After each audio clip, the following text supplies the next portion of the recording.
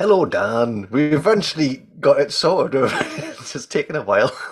Stu, could you tell me maybe a bit about yourself and how you came to find out about the Camino? Uh, um, I'm Stew Simpson. I'm a 44-year-old man, originally from Newcastle. I'm a film extra, and I first found out about the Camino via the film The Way, like a lot of people did. The film with Michael Sheen, Martin Sheen, Martin. Martin Sheen. Yeah, uh, Emilio's dad. And it was a wonderful film. I watched it about 10, maybe 15 years or whatever, whenever it came out on DVD, and I just loved the thing. And I thought that looks incredible. And then I thought that's 530 miles. Are you mad? And I just dismissed the idea entirely. And then I was working on Marengo, which is coming out this year. NDA, oops. So you can bleep that bit out if you want to. And then I met you, and I was sat on a tube, and we're just talking. I was telling about my podcast, and the season was about spirituality. And then you started talking about the Camino. I was like, oh, I watched this movie. I wanted to do it, but it looks ridiculous. And then we just got talking. Then you came on the podcast in a couple of days. Well, actually, the day after we did the podcast, I started seeing Camino signs everywhere.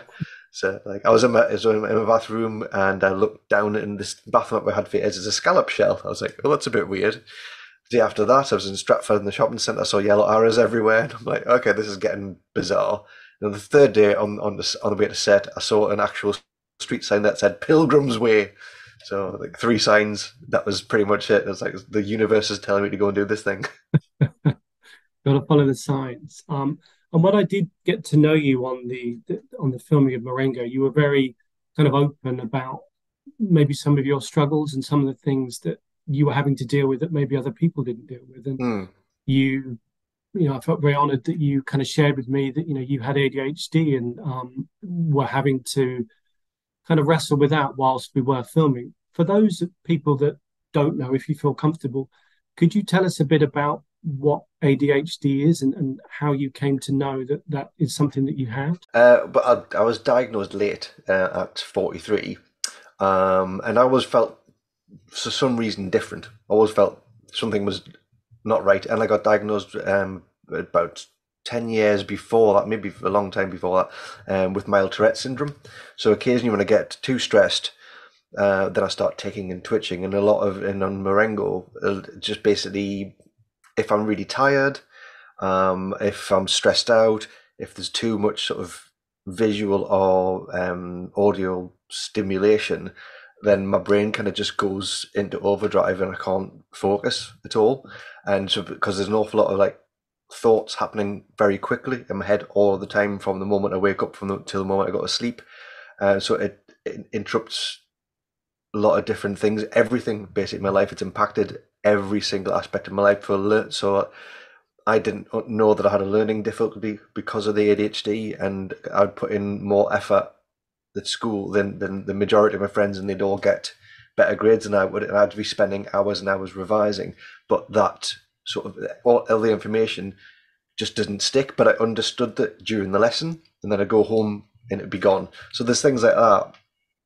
It just it makes life really difficult. So when we were doing boot camp for this film, and you're having to learn a set of steps to learn how to march, for example. For most people, it's straightforward. You're basically just one, two, three. For me, I have to do it again and again and again and again and again until I'm not even thinking about it. It's that side of ADHD which is a difficult thing to manage. But even now, I've forgotten the question. Don't worry. Just for people who are listening, just to give a bit more clarity, Marengo, I think it was the working title for Ridley Mhm. Scott's new film about Napoleon, where Yes. myself and Stuart dressed up as Revolutionary Guards and went to a pre-filming boot camp for 2 weeks where we were shouted at and taught to march up and down with Mm. rifles and moaned at when the rifles got too heavy and the costumes were too itchy. So taking all that on board, did that make you think twice about potentially walking a Camino? Did it make you worried about the communal aspects, perhaps, or other aspects that maybe I've not thought about of the Camino. I was petrified, to be honest. From it's this. I really wanted to go and do it. I had this feeling that it's something that I have to do, and if I don't do it, then I will regret for the rest of my life not doing it, and it will keep bothering me until I go and do it. And but I was worried about going to albergues, and for me, my worries became true. It was something that I had to learn to deal with, because I was worried about meeting new people. So basically, I worried about meeting new people, and about having a meal and everybody talking at the same time, because that's quite a difficult thing, with having attention deficit disorder. It's not about necessarily about volume. It's about too many things coming at me at the same time, and I can't consult. Basically, my brain is trying to concentrate on the conversation that I'm having with the person who's talking to me, but there's no filter, so I can't differentiate between our conversation and the conversation which is happening with this person and that person and the thing that they're saying. So I'm trying to so my brain's trying to take in everything all at the same time. I'm so worried about being overwhelmed by that on a daily basis. But I found out there was a chance to decompress while doing the walking. So it was interesting that I kind of, after the having those really intense things, and then also not getting enough sleep, because apart with the ADHD, actually one of the most important things is trying to get as much sleep as possible. In an albergue with people snoring, it's not very possible. So as time went on, I kind of got a little bit more and more crackers. The freedom, that sort of being able to just be entirely myself, which I don't get in real life, I suppose, when I'm not on Camino, because I have to mask on a daily basis to Mm. present to the world like I'm neurotypical, because that's the only way that you can get on, make money, be a part of the system, and it's exhausting. But on the Camino, you can just entirely, for me, I could entirely be me, and also just tell people, go, look, if I'm starting to get a bit weird, it's because I've got ADHD, and it's because I've got Tourette syndrome. If I start ticking, it's because everything is just a bit too much.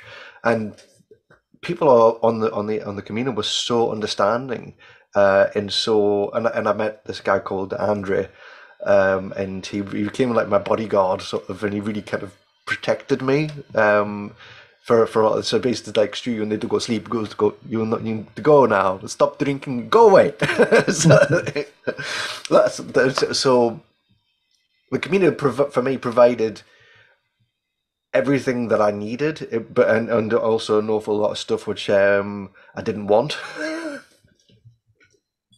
I was going to ask you about kind of the tangible benefits of walking and Camino, but it feels like that you've kind of dipped into those, about kind of acceptance, about not having to have that mask on that you do in everyday society.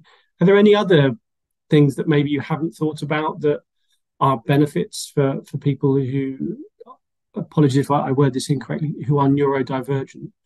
No, it's perfect.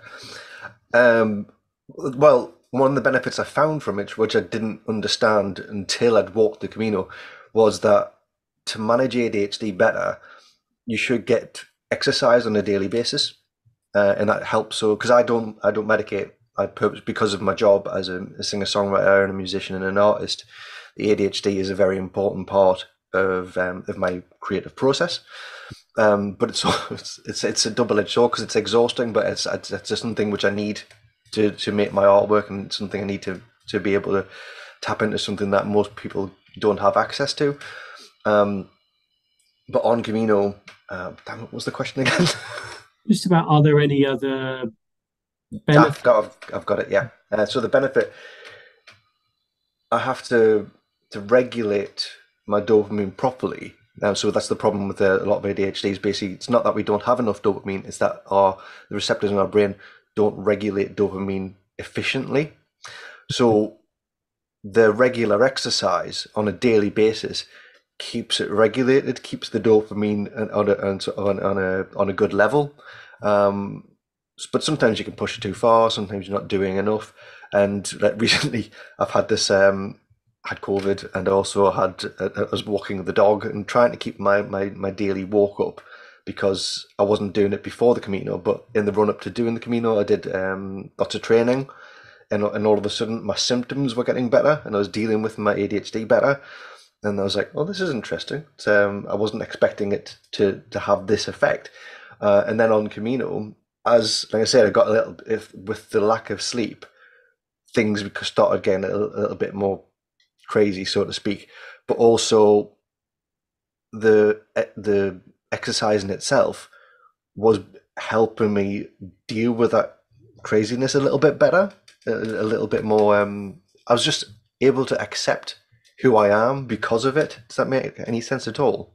Yeah, I mean, myself, I've had anxiety on and off for quite a long period of time. And I remember recently when I walked the Camino Town, and after a couple of hours of a long slog up this kind of never-ending hill, I just felt this internal calmness. And I was Mm, like, wow, if every day could be this calm and quiet in me, this is this is amazing. And this is why I walk kind of Caminos. Obviously, you have the community aspect, but that kind of perpetual motion throughout your day, kind of putting in 4 to 6 to 7 to 8 hours walking every day. It just, I don't know, it clears the cupboards out. It just blows the cobwebs out and makes me feel amazing. yeah, absolutely. And I was walking. I always forgot the names of the places as part of the ADHD thing, so I'd make up names. Like I was talking to somebody, it might be a mutual pilgrim actually, who you might be put me in touch with, and they're walking at the moment. And Oh, she's Wendy. yes, Yes. and she's in, as I recall, it, she's in Hannah Montana today. But Fontanas, yeah. that's the one. And that side of things always just amused me. But what was the question? You were saying that Wendy had mentioned something as well, maybe about anxiety and walking. Yeah, so I was walking up some mountain towards somewhere, and I couldn't remember the name of the place, and had this moment. There's a couple of movies which I've watched, which is The Way, and this German one which Andrea put me onto. Um, it's about a comedian. It's really, really good. Yeah, I've read the Um, book. yeah, that's like it's the same guy. I'll come back to that. And I was at the top of this mountain, and there was nobody in front of me, and there was nobody behind me, and I just had this absolute moment of calm where I was like, "Oh, I felt like I've been waiting for this moment," and because my mind never ever shuts up, it's a constant in a dialogue. Um, and for about, it was 30 seconds. It felt like it went really quickly, but it was that one of those. I don't know if you've ever had like a car accident where or so something quite traumatic, things slow down and time becomes like almost non-existent, and it's like, so what could be really really like seconds can seem like months. Yeah. Yeah. And it's just like, wow, well, time doesn't exist. And I was at the top of the mountain, and all of a sudden, just that feeling of calm. I was like, I wish I had this all of the time, but I know that I don't have it. So that, but there could be something to do with the walking, like you say, and that constant motion. That all of a sudden your brain just goes, "This is how it should feel. This is how life should be. This is perfect." And everything else is nonsense. It's addictive, and that's why I go back. And I think a lot of other there are obviously other aspects like community and Mm, the kind of low cost of it, but to have that, if you could bottle that up and sell it, I suppose it's similar in a less sweaty way, unless you're walking in the summer, to the runner's high that mm, people pushing themselves, but it's just that the risk of sounding a bit like a hippie. It's that nirvana spot that you yeah, hit, and it's just oh, like a hot, relaxing bath, but you've got yeah. all your clothes on. uh, uh, some of the research around sort of exercise and all that sort of stuff, it could be. I'm not a scientist, so I don't know, but it could be the fact that when you're doing that amount of, and you got adrenaline releasing, then and your dopamine's regulating, and you've got serotonin, then you could hit a part of your brain which releases dimethyltryptamine, which is basically DMT, which is in the pineal gland of your brain. So if you're up a mountain and you've got a lot less oxygen and you've been pushing yourself hard all day, you could be releasing dimethyltryptamine, which you can do through breathing methods as well. Um, or taking magic mushrooms. That's really interesting. And again, I'm not a scientist, but I read, or I think I listened to a podcast recently, and they said NLP, which is neuro linguistic programming, which is about Mm, rapid eye movement. They said that walking sometimes actually creates an NLP like state because you are looking ahead, you're looking down, you're looking left, you're looking right. So your eyes are making some of those NLP yeah. moves. But again, I've probably run roughshod over that kind of experiment, but that's what I've heard. So to kind of move forward, so if there is someone listening or watching that has ADHD or is neurodivergent in some other way, what advice would you give to them if they wanted to walk a Camino, if they maybe have those reservations? What, if anything, could you say to maybe help them? The thing that first came, but when you mentioned that, the first thing that came to mind was be brave. That's the most difficult thing, is that you've got to just reach down into yourself. And because the difficult thing, one of the difficult things with ADHD is that we crave routine, but the moment we get routine, it becomes too much, and then you no longer have the dopamine. But what I like about the Camino, and also the aspects of what we do as a job, acting wise, is it changes on a daily basis. So you actually have a routine. This is so some advice I can give is the fact that be reassured that you will have some sort of routine, but it'll be different every single day. So there'll be enough fun things for your brain to be stimulated by, and interesting people to meet and things to see and things to do, that you'll be stimulated enough to actually want to keep going. It's and that, yeah, it just you will have no option to kind of to be stimulated by it, because it's constant, and if you keep walking, things will keep changing. The moment you stop, and then it'll stay the same for a bit, and it's just about regulating it. And for one of the things which I do on a daily basis to help regulate my stuff is I do transcendental meditation twice a day, and the Wim Hof method, which is a breathing technique.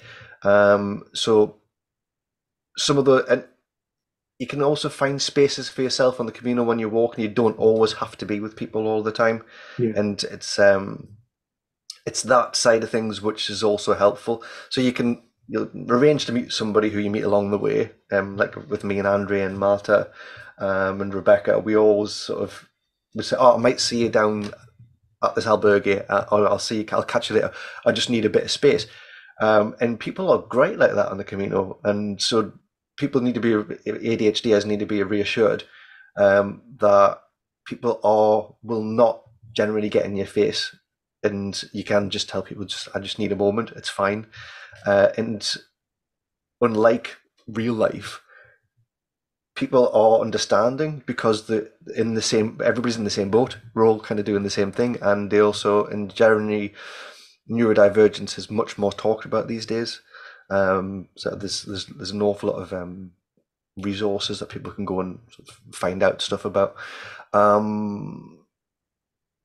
But I can't speak for the other side of neurodivergence, because autism is quite different to ADHD. It's part of the same spectrum, but it is different. So autistic people will have different needs to ADHDers. I only say that because I've other members of my family who are autistic as well, and that again is a massive spectrum. So it'd be interesting to find out if you can find somebody else who's listening to your podcast or watching your podcast as well, to get an autistic point of view, because there will be other like autistic people, and generally autistic and ADHDers will gravitate towards each other. But I found one guy on the Camino. Those the universe put us together, and he also had ADHD, because we just started talking as, oh, I'm sorry, I've got ADHD, and he's like, so do I. And the moment we found out, we unmasked, and it was honestly one of the best nights of my entire Camino, because we just bounced off each other constantly, and you could see, although the neurotypical people sitting around the table going, oh god, there's two of them now. You also mentioned about sleep being a very important part. So would you, I know that may affect people's budgets because sleeping in a dorm to a private room is a lot more expensive, but is that something that you would kind of recommend as well, to have private rooms? Balance it out. and depends on where your level. It's about your budget, like you say. And when things got a bit too much for me, I would go and have a private room with Andrea, because that shared the cost. So if you can find a friend on the Camino who helps sort of balance the cost out, I was really lucky in the sense that I met somebody who I got on like a house of fight, even though he snores really badly. Well, I got to take the rough with the smooth. Exactly. I was like, I can one snorer or an entire room full of snorers I can deal with, and I trust this guy, and I like his company, and all that sort of stuff. So, and it was, yeah, and he even said to me, "Look, you snore too." And I'm like, "I know, it's just one of their things." But there were a couple of occasions. There was an occasion actually in Santiago where I was like, "Right, it's the end of the journey," and there's a monastery, and you can book a sole room to yourself, and it was only like 15 euros for one night, and it was the end of the journey, and I was like, great, Not I the can, one on and the the, outskirts of town. yeah, that's the one. I love Yeah. that place. It's great. It's so relaxing. There's nothing. They still got Wi-Fi as well, and it was wonderful because you can have that moment of solitude, and you can sleep in a room, and you can just recharge your batteries without anybody being around. So yeah, try and put it into your budget for those emergency days when you just need some alone time without anybody. If you can just so, I would say, but out of because I walked for 7 weeks and 2 days, Hmm. and out of those 7 weeks, I probably needed 4 to 5 days alone time, and so it wasn't a lot, but that's on an individual basis, and you can. It's much more scary going than it is when you're there. It's a kind of get into it. The That's the unknown. hard. Yeah. Yeah. I often talk to new pilgrims and before they go, and I see a lot of myself in that. I still get nervous before I go now. And that first night, I often book a private room just because I can get my stuff ready, I can collect my thoughts, I can get a good night's sleep. And then I know, even if I wake up anxious, as soon as I start walking, as half an hour in, that anxiety just burns off. And Mm. okay, I'm back to myself again now. Yeah. It's interesting on my first day on the Camino, just within, like I said, within half an hour. It's just, and I'd never done a Camino before as an absolute newbie. It was just like, oh, this is what it is. And then, and interestingly, and then on that first day, it's those people who I'm still in touch with from the first day of walking. Because I was walking very contemplatively, and I was using my walk at that point to calm my anxiety down and to calm my breathing down. And I met a guy called Tim and his friend Bruce. And Tim's got a back problem, so he's like, "You're walking slower than me." And I'm like, "Yeah, this is a meditation." It's just like it'll take the time it'll take. And my first day I decided just to go to Orison, where it's a short walk, and that was like a decompression and kind of just get used to the idea that I'm here. So mentally, my first day wasn't until I got to Orison, and then that's for me when the walking really began. And then Mm. then it got to Roncesvalles and the story of the hat, and that's how because I started basically. I met Andrea in Orison at the there's only the one place in Orison, isn't there? And in there you have this big communal meal, and that was the day I met Andrea and I met Debbie, and I met Tim and Bruce, and all these people, and they're the ones who've managed sort of pretty much to stay with me to this day. And tomorrow I'm off to Germany to catch up with my Camino family. So this is it's going to be basically all the German part of the family, which was most of them for some reason. Just for kind of for helpful referencing for people, this may only be kind of applicable for people in the United Kingdom. But can I ask just kind of briefly how you were diagnosed? How did they know to diagnose you? Was that something that you chased from kind of Googling, or could you? It started off as from TikTok, weirdly, because I just saw like there's just random videos kept popping up. I don't do TikTok anymore because it's a very consuming thing, and now I know why. It's because of the ADHD. It's dopamine, hooray! So I saw some videos on TikTok, and I went, "That's a bit odd," because I do all of those things. It's a bit weird.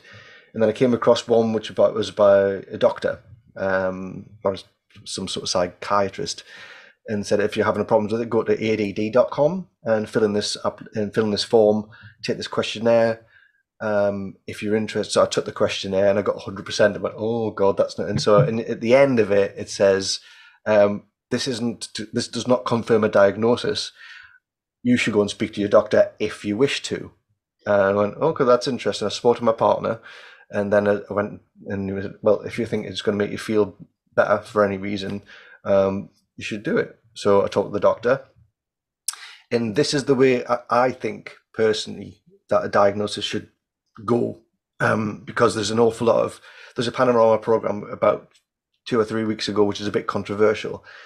So basically, the problem with the NHS is that there's not enough funding, there's not enough money and there's an awful lot of diagnoses which are happening privately. So people are going, I can't wait 5 years for a diagnosis. It depends on where you are in the country.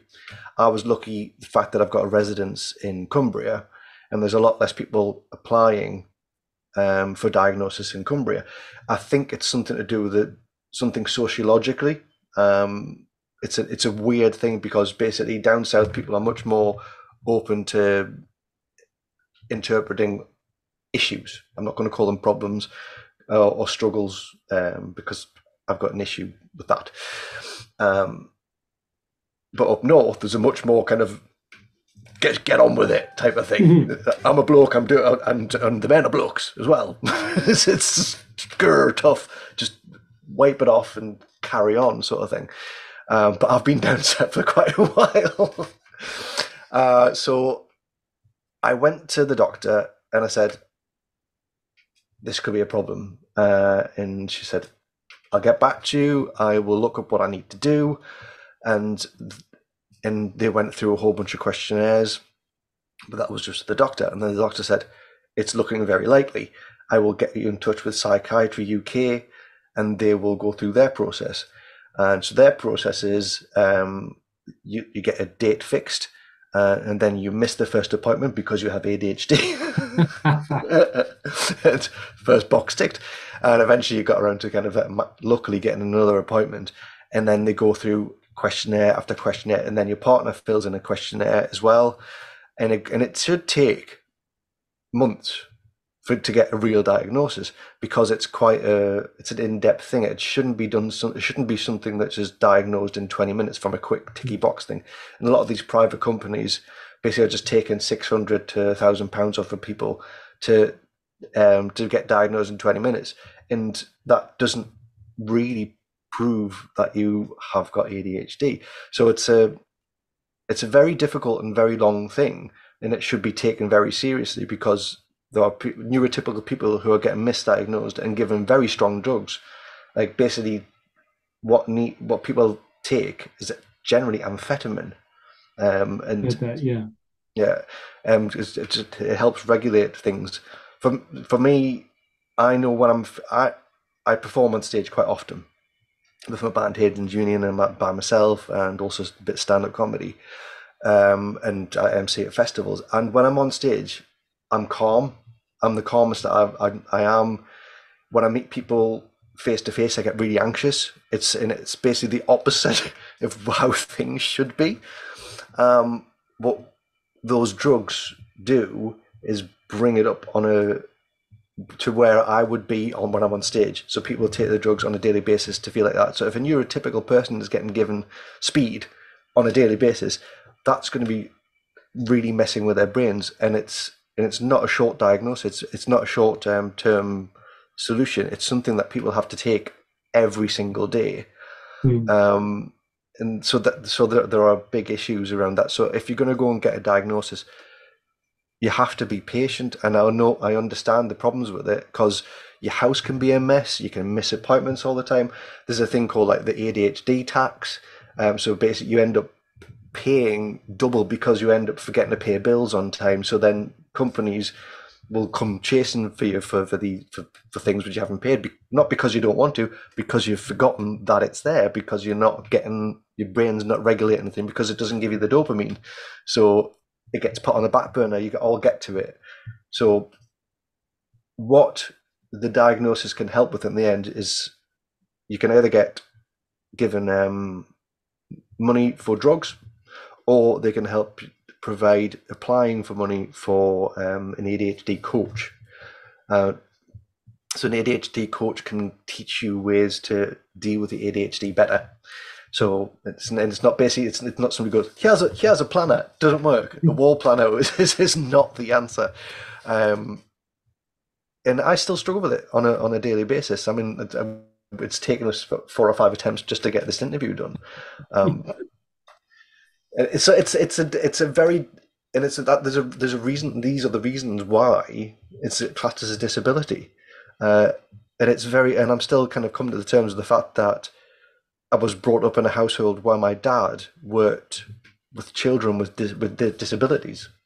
He was a residential childcare officer, and I was going to these get-togethers on a Thursday night, and I was actually finding myself much more comfortable in the company of disabled children than I was with neurotypical and so-called normal children. And it was never picked up on. It was never seen as like, well, oh, it's just a kid having fun, and he's just very empathetic. And having this late diagnosis, it's really interesting to kind of go, wow, I have to really readdress my entire life.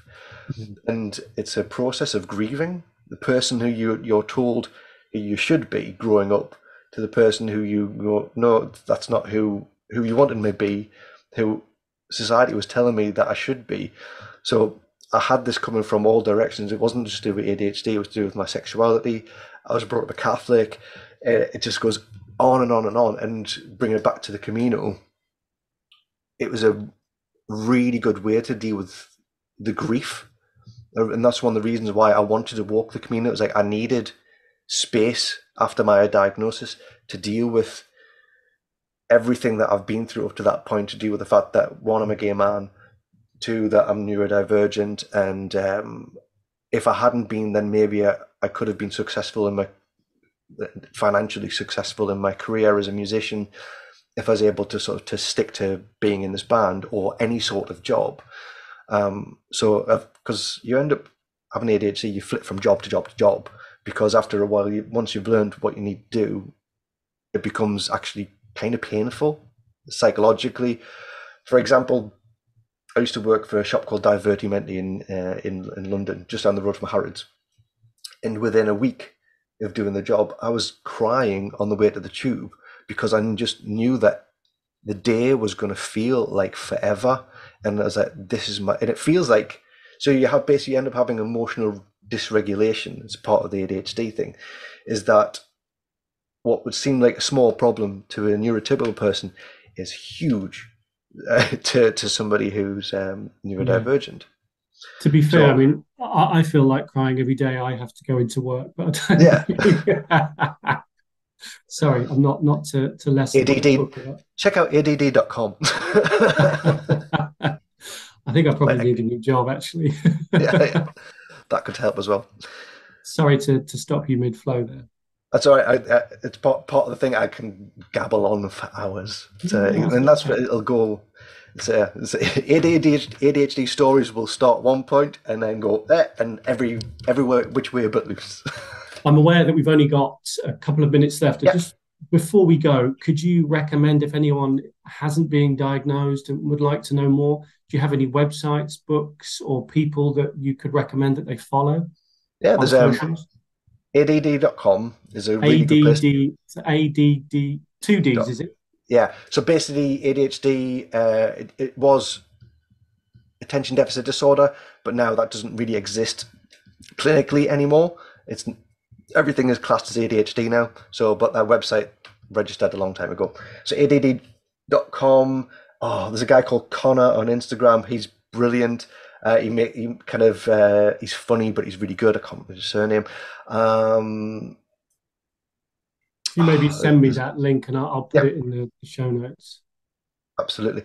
And I would, for anybody who generally, check out Transcendental Meditation. It's great for everybody. If you've got anxiety, anything at all around sort of neurodivergence, learning to even if you feel like you're not doing very well at it, it's not the point. The fact that you got to, it's a regular thing that you can go to every day, 20 minutes in the morning, 20 minutes in the evening, and it helps give you some sort of structure that's really good. Anybody who's dealing with addiction issues, which can come up during ADHD because we end up coping in very unhealthy ways, check out the book Recovery by Russell Brand. It's really, it's great. That was very helpful. And the Wim Hof method is just wonderful because that helps release dopamine and serotonin, and it's really easy to do. Cold showers and a breathing technique. So these are things which I use on a daily basis. That's great. Those help. Thank you so much for coming on to kind of Camino hacks and tips maiden voyage into the podcast world. I've learned a hell of a lot, and um, yeah, it's a journey I think I want to carry on and learn more of, and hopefully over time I can get to speak to more people and help other people out there who are maybe going through these things. So thanks, Stu, for taking the time to talk to me today. It's a pleasure, and you're my first Camino angel. So you helped me go on the path. So I'm indebted to you for the rest of my life. So thank you. Oh, honestly, there is no debt there, and if I'd happily talk to anyone and everyone who Mm. wants to go to the Camino, and I love helping people because I know what a benefit it was to me. So Mhm. thank you. Buen Camino. Great Camino, brother.